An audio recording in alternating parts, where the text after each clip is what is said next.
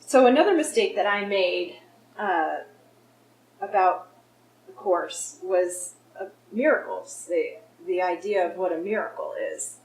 I came from a Catholic upbringing, and so in my training and world was all about that miracles were unusual, special, rare occurrences.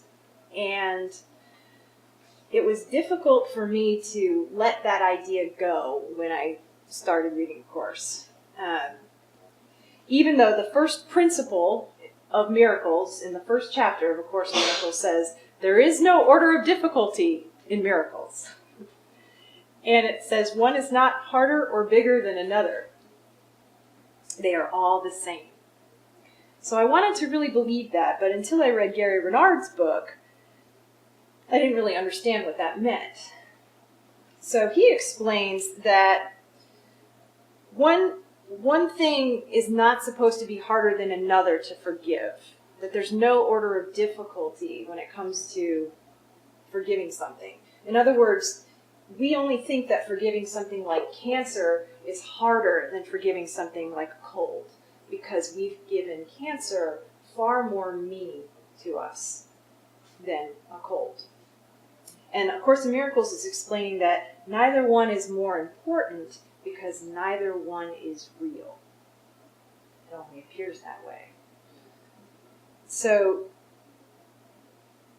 there's a lot of kind of concepts in here that are, again, they're here to undo what we think we've learned about the world. We think cancer is, one of the hardest things to heal from. And it can appear that way in the world of form. And we think that a cold might be no big deal.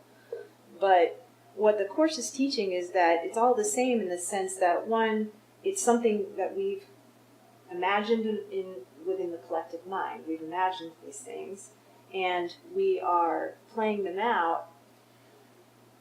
And they when you start to do the Course and you start to join with Spirit, you find that whatever's happening in your life becomes your classroom.